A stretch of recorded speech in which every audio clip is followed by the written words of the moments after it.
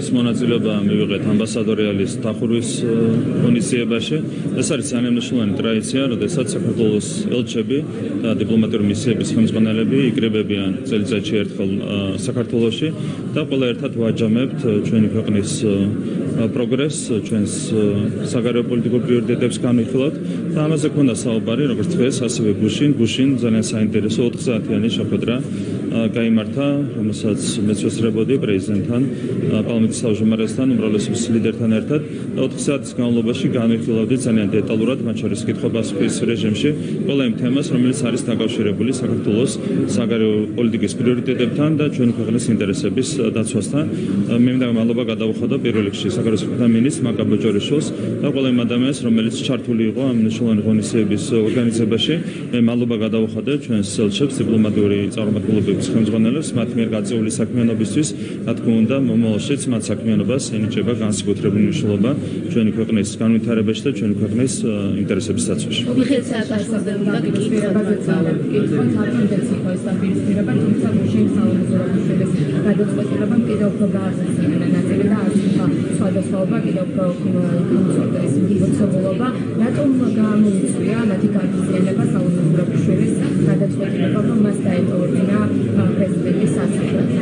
ოპოზიცია შევიდა მძიმე პროცესში, მათ სცადეს ხელისუფლების გადატრიალება, სცადეს ძალადობრივი რევოლუციის მოწყობა და ახლა აღარ იციან როგორ გამოვიდნენ ამ დღესასწრიგიდან.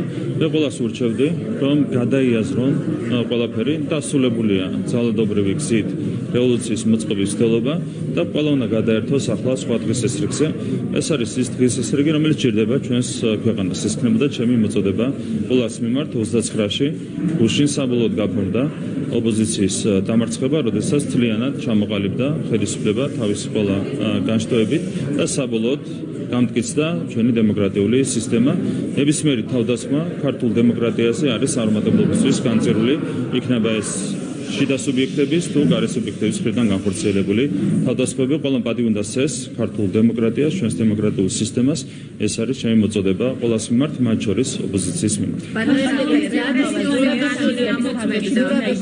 ვერ მიიღებს კრედიტ სუისთან მოგებ დავაში მოგებულ თანხას. რა კავშირი აქვს ამერიკის შეერთებულ შტატებს ამ მოგებულ თანხას?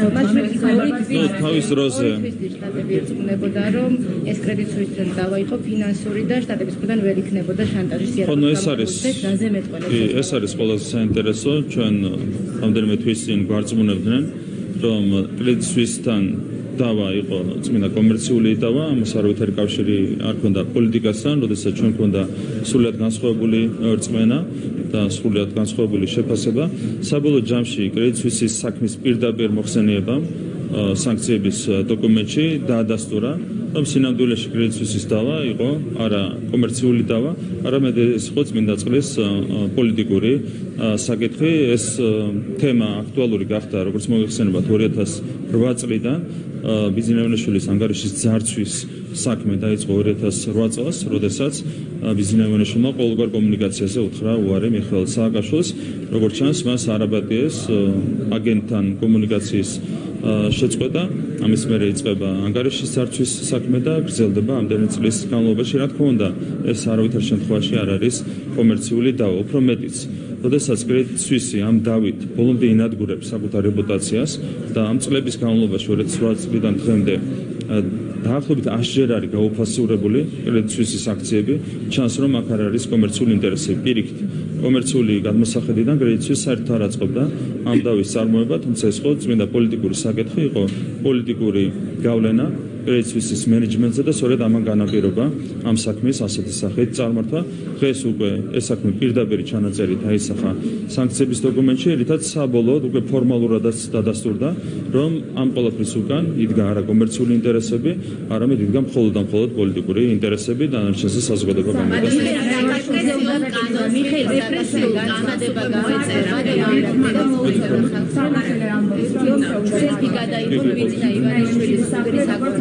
სასახლე იქნებთვის ეს რაც ნიშნავს და რატომ ამ აურებს პარალელებს ახლა სააკაშვილი ამაზე და ამბობს რომ სწორედ ამის შემდეგ ახდება მოიცემა თავს შანსი რომ მათ შანსი რომ ახალი არჩევნები ჩაიწერონ. ძალადობის ახალი რა გაგეთუნა ისე ვერ გავიგე.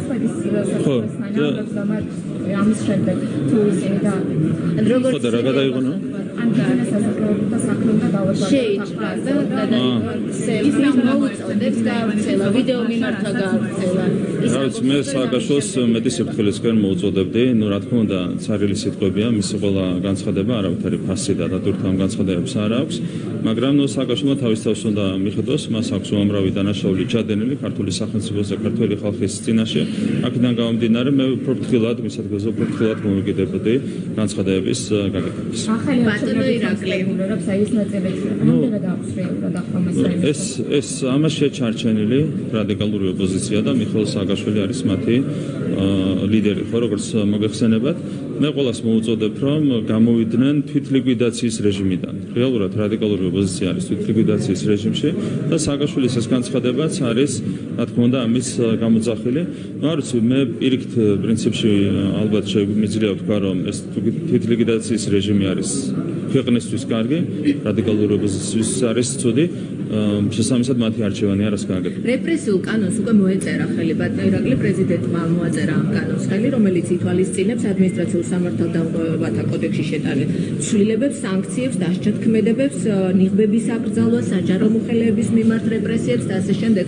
რომ გითხრათ, რასთან გვაქვს საქმე და ეს ნიშნავს თუ არა იმას, რომ სწორედაც ეს მიზანიც იყო ერთ-ერთი, რომ ყაველაშვილი ყოფილიყო თქვენს მიერ ხელდასმული პრეზიდენტი, რომ მას შეესრულებინა ის მითითებები, რასაც თქვენ გასცემდით და სწორედ მსგავსი და სხვა კანონებზე მოეწერა ხელი. პირველ რიგში ეს არც ერთი კანონი არ არის რეპრესიული, თითოეული კანონი ემსახურება სისტემის გაჯანსაღებას. თითოეული ეს კანონი, როგორც მოგეხსენებათ, შეხება პირბადების ასე ვთქვათ, აკრძალვას, შეკრებებს. ხო, თქვენ როგორც მოგეხსენებათ, სწორედ პირბადები და სახის ასე ვთქვათ შენებების საშუალებები გამოიყენებოდა ყველაზე აქტიურად დანაშაულების ჩასადენად. ამის რო რეპრესიულს უწოდებთ, ну თავისთავად ჩანს, რომ თქვენ გაქვთ სუბიექტური ინტერესი ამასთან დაკავშირებით. არაფერი რეპრესიული ამაში არ არის, ჩვენი მიზანია დანაშაულის პრევენცია. მათ შორის შეკრების მონაწილეთა მხრიდან, კონტრშეკრების მონაწილეთა მხრიდან, ამას რო რეპრესიულს უწოდებთ, ეს ნიშნავს იმას, რომ თქვენ გაქვთ სუბიექტური ინტერესი ადამიანებმა ჩაიდინონ მეტი დანაშაული. ჩვენი სუბიექტური ინტერესია ადამიანებმა არ ჩაიდინონ დანაშაული, სწორედ ნიღბების ტარების პირობებში ადამიანებს ჰქონდათ ცდუნება ჩაედინათ დანაშაულები და თქვენ იცით, რომ რადიკალური ოპოზიციის მოქმედებების შედეგად დღეს პატიმრობაშია 30 კაცი. ეს არის მათი პასუხისმგებლობა ბუნებრივია, რომ ყოფილიყო წინასწარ ასეთი კანონი, ძალიან ბევრი ადამიანი თავშეიკავებდა დანაშაულის ჩადენისგან. აქედან გამომდინარე, ეს კანონი არის არა რეპრესიული, არამედ არის პრევენციული. ყველა კანონი, რომელიც გადაიგზავნა საქართველოს პრეზიდენტთან და რომელსაც ხელი მოეწერა, ემსახურება ერთადერთ რამეს, ჩვენი ქვეყნის და მის სახელმწიფო სისტემის გაძლიერებას და გაჯანსაღებას. მოკლედ ნიდერლანდების საგარეო საქმეთა მინისტრი ასევე ზოგადად ნორვეგიული ქვეყნები და ბალტიისპირა ქვეყნები მოუწოდებენ მთავრობას რიგგარეშე არჩევნების ჩატარების შესაძლებლობა განიხილოს და ასევე ნორვეგიის რეკომენდაციები გაითვალისწინოს ასეთი განცხადებები ჩვენ გვახსოვს 2021 წლებშიც, თუმცა საქართველოს ჩატარდა მორიგი არჩევნები 2024 წლის 26 ოქტომბერს. შემდეგი არჩევნებიც ჩატარდება 2028 წლის 28 ოქტომბერს, როგორც ეს არის საქართველოს კონსტიტუციით გათვალისწინებული. მე ყველას მოუწოდებ პატივისცემ საქართველოს კონსტიტუციას და ჩვენი ქვეყნის დემოკრატიულ სისტემას. ეს იქნებოდა ჯანსაღი დამოკიდებულება ჩვენი ქვეყნის მიმართ. ეს იქნებოდა ღირსეული დამოკიდებულება ჩვენი ქვეყნის მიმართ.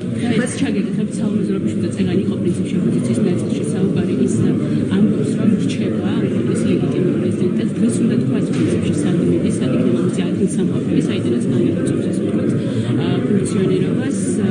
როგორ შეაფასებთ ეს გადაწყვეტილება? მოქალაქე ზურაბიშვილი აღარ არის საინტერესო საერთოდ. მოქალაქე ზურაბიშვილი მიიწვია სწორედაც დონალდ ტრამპმა ინაუგურაციაზე ბატონო. ყველი გაგებარა დონალდ ტრამპს სალომე ზურაბიშვილი არსად არ მიუწევია, არის ამერიკელი გუბილიუსი, რომელმაც მიიწვია სალომე ზურაბიშვილი, მოქალაქე ზურაბიშვილი ამერიკის შეერთებულ შტატებში. და ისინი გაახმოვანა მიწვევის შესახებ, ფიქრობთ, რომ მას არანაირი როლი არ აქვს? ეს არის ამერიკელი გუბილიუსი, ძალიან მარტივად მაშინ რატომ არ მიიწვიეს თქვენს მიერ არჩეული პრეზიდენტი?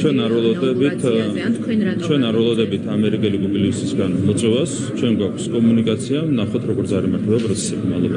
ბატონო ირაკლი, მეთიუ მილერმაც თქვა, რომ ჩვენ ვაკვირდებით ამ პროცესებს და რაც იმას ნიშნავს, რომ დასავლეთი სრულად არ განიჭებთ ლეგიტიმაციას, არ ანიჭებს ლეგიტიმაციას არც ხელისუფლებას, არც პრეზიდენტს და არც მაღალი ხელისუფლების ნახეთ, დემოკრატიული სისტემა არის ასეთი, დემოკრატიულ სისტემას ლეგიტიმაციას არ ანიჭებს არც დასავლეთი, არც სამხრეთი, არც აღმოსავლეთი და არც ჩრდილოეთი.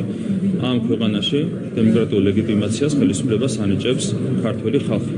და ყველამ პატივი უნდა სცეს ქართველი ხალხის არჩევანს. მეთიუ მილერის გადასაწყვეტი არ არის ის თუ როგორია ქართველი ხალხის ნება. ქართველი ხალხის ნება არის ქართველი ხალხის გადასაწყვეტი.